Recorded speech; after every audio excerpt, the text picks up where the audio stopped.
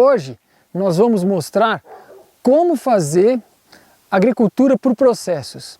Então, muitas vezes nas áreas degradadas do Brasil aqui, do mundo, você tem áreas como essa. Tem capim meloso, braquiária e tem as plantas espontâneas daquele lugar. Aquelas plantas que estão tentando trazer a floresta de volta. Então nós temos aqui um açapeixe, que é considerada uma planta invasora de pastagens, né?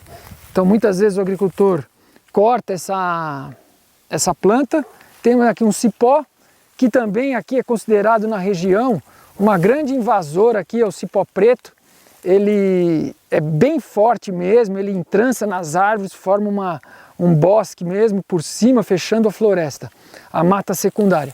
E temos uma muito comum aqui, que é a lobeira. Tá aqui a fruta de lobo, ela é uma das plantas comidas pelo lobo-guará e é uma planta que tem um rebrote vigoroso quando você poda. Então, você tendo as plantas ocorrendo na sua área, as plantas espontâneas, a gente pode partir desse ponto, quando você já tem as plantas estabelecidas.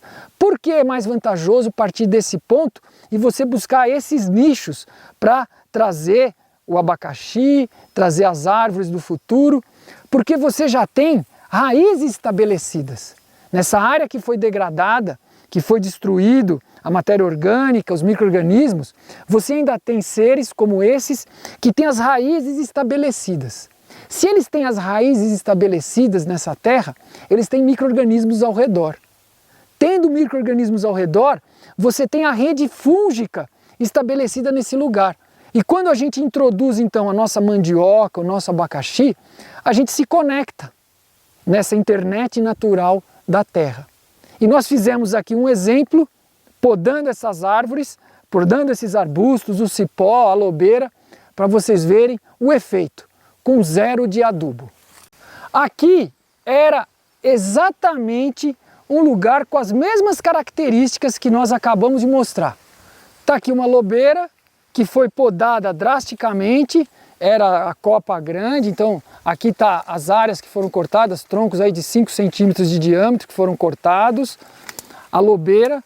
Esse açapeixe aqui, tinha vários açapeixes, era um nicho com essas plantas espontâneas e era bem bagunçado assim, tinha um cipó preto aqui muito grande. Olha o vigor dele agora quando ele foi podado. Está crescendo com um vigor enorme. Nós aproveitamos, fizemos esse plantio assim no início da estação seca, não tinha água, então aproveitou a irrigação da horta que é próxima aqui. E plantamos com zero de adubo, nada, simplesmente podamos as lobeiras, podamos os açapeixes drásticos, picotamos o material, podamos o cipó preto drástico, picotamos o material e plantamos aqui abacaxi a cada 30 centímetros, intercalando com mandioca de metro em metro. As mandiocas estão crescendo. Nós também poderíamos ter plantado as árvores intercaladas aqui entre os abacaxis. Agora, no início da chuva, sem água, porque aí vai ter a chuva, nós vamos plantar todas as árvores aqui de sementes ou de mudas, ingá, jatobá, guapuruvu, as árvores do futuro. Podemos plantar as árvores frutíferas aqui do cerrado, que crescem sem adubo. Um sistema com zero de adubo, aproveitando as plantas que estão estabelecidas no lugar. Então você procura na sua propriedade esses nichos, que a gente criou um ambiente super agradável para o abacaxi. Olha aqui, a lobeira rebrotou e os abacaxis estão aqui, saudáveis, crescendo embaixo da lobeira. Nós não fizemos nenhuma, simplesmente hoje nós tiramos aqui, cortamos alguns capins para fazer esse filme, mas faz 3 meses que simplesmente a gente picotou o material e plantou. E com o inverno, as plantas aqui cresceram pouco mesmo, né? Temperaturas baixas, os capins não se desenvolvem. Mas, e se você não tem esses nichos na propriedade? Se você não tem essas plantas espontâneas que crescem para recuperar, estabelecidas, com essa rede de raízes já estabelecidas, com seus micro-organismos, que é um passo à frente de uma área completamente degradada. Então, se a gente pegar na sua propriedade aí, se você olhar uma área que eu não tenho isso, eu tenho um pasto de braquiária e muitas vezes braquiarinha e muitas vezes eu não tenho nem isso. Eu tenho terra descoberta, não cresce nem braquiária, não cresce meloso, não cresce nada, uma terra mesmo destruída.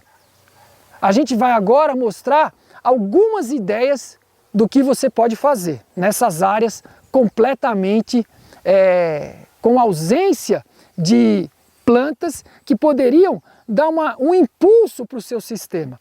Porque você olha bem aqui, o que vai acontecer agora? A chuva vai começar, antes da chuva esse açapeixe vai florir, a gente poda drástico de novo, então é mais matéria orgânica cobrindo o solo, diminuindo o aparecimento dos capins aqui no meio do nosso agroecossistema. Vamos ralear aqui a lobeira, não vamos fazer uma poda drástica de novo, mas vamos abrir bem a copa dela, vamos abrir bem a copa aqui do cipó, deixar alguns, podar eles aqui em cima, por exemplo, podar aqui, para ele não crescer tão alto, e aí, ralear ele nessas áreas aqui, tirar folhas e todo esse material a gente vai cobrir no solo aqui, trazendo matéria orgânica de novo. Mas, se você não tem essa riqueza, esses tesouros na sua terra, de outra maneira você pode começar, buscando sementes dessas plantas que são valentes e plantando elas juntos com as suas plantas de interesse. Então, em lugares como esse aqui, que não cresce capim, a terra está já, o pasto aqui vedado já há 7 anos e está assim, solo descoberto, não cresce nada. Como que a gente começa aqui uma agricultura por processos? Nós temos que buscar por plantas que elas ficam verdes na estação seca, crescem rápido, crescem em lugares com baixa disponibilidade de macro e micronutrientes, com baixa disponibilidade de matéria orgânica. Então nós temos que sair pelo campo procurando essas plantas. No pico da estação seca, ela está verde, ou ela está soltando um rebroto vigoroso. Então essas são as candidatas para a gente plantar em alta densidade, estabelecer o sistema radicular, estabelecer micro-organismos, podá-las, elas vão rebrotar com força e aí nós plantamos as nossas plantas de interesse econômico. Tem um exemplo que nós fizemos aqui, próximo, que a gente vai poder ver isso. E nessa área, que é vizinha do local que estávamos agora, nós estabelecemos mombaça, juntamente com piteira. Por que nós plantamos a piteira? Próximo de cada bulbilho de piteira, nós plantamos a piteira aqui, às vezes 50 por 50, 20 por 20. Então a gente pode ver aqui a vantagem de você ter essa planta. Nós estamos há 3 meses sem chuva na nossa região. A última chuva foi em maio, nós estamos entrando em setembro. E olha isso aqui. Então a piteira tem muita água, é uma caixa d'água aqui que armazena água. E graças a essa água armazenada pela piteira, ela deu condições para o mombaça se estabelecer. Nós plantávamos o bulbilho da piteira e o mombaça com uma mistura de esterco e terra colocava próximo à piteira. Esse adubo inicial, ele foi simplesmente um catalisador para estabelecer as primeiras radículas, ser uma fonte mínima de fósforo para o crescimento das raízes.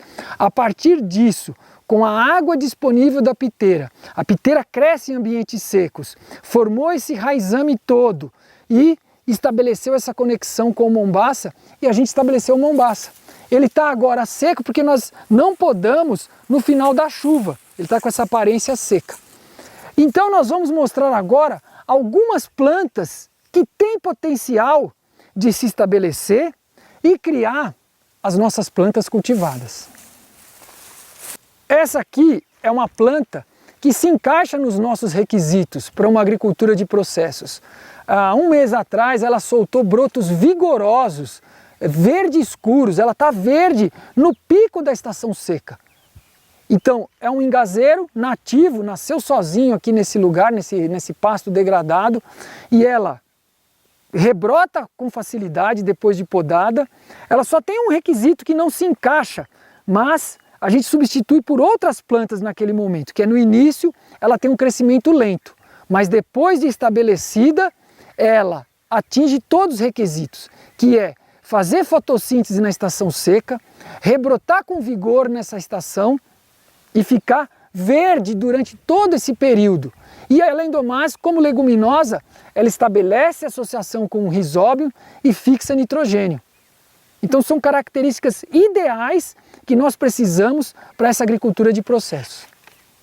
Nós estamos em outra região com um solo completamente diferente, é um solo francamente arenoso, raso, muito pedregoso, num lugar que queima a cada 3 ou 4 anos. Então vocês podem ver o aspecto das plantas aí do último incêndio há 2 anos atrás, muitas árvores mortas. E o que a gente está procurando? Plantas que crescem nesse ambiente e ficam verdes na estação seca. Nós temos aqui uma candidata, essa leguminosa, ó, ela está verde a estação seca inteira, soltou frutos agora, nós já colhemos, e ela tem aparência que é lenta no início, mas nós vamos plantar lá com 0 de adubo e ver como ela se comporta com as outras plantas, né, em associação. Se ela é uma candidata que vai crescer rápido no início, leguminosa, fixa nitrogênio, boa de poda, então é uma planta excelente para iniciar essa agricultura. Uma outra espécie que nós achamos aqui na margem da rodovia é essa leguminosa, uma crotalária, que é comum aqui no Cerrado. Ela cresce em solos degradados, então está aqui as sementes dela. E é uma espécie chave para a gente plantar, porque ela tem crescimento rápido, ela é emergente e ela consegue ocupar essas terras degradadas e ela vai criar a nossa mandioca, ela vai criar o nosso café, enfim, ela vai criar as condições iniciais. E é importante quando a gente faz essa prospecção que a gente possa vir aqui, ó, e coletar o solo aqui de onde ela está crescendo. A gente coletando o solo, a gente vai ter uma ideia de como é a fertilidade de onde crescem essas plantas que a gente está prospectando em áreas naturais. Então é super importante, de antemão a gente vai saber se é um solo com fertilidade baixa, média, alta, e você já tem a fertilidade da sua área. Aí de antemão você já tem essa ideia se essa planta aqui vai crescer bem ou não no seu lugar. A gente não está procurando só leguminosas. Elas são espécies chaves, mas por exemplo em Ribeirão Preto, em campos que a gente andou, que foram cana há muitos anos, 2 anos parado não cresce mais nada. Um campo desse em Pousio, 2 anos, as únicas plantas que a gente achou crescendo foram 2 espécies de guanchuma. Então, nós estamos coletando sementes dessas plantas para iniciar sistemas nessas áreas, porque elas já estão mostrando para nós que elas crescem bem. Essa eu diria que até seria a técnica número 9, não é? Da agricultura sintrópica. Você procurar as plantas que crescem bem no seu lugar.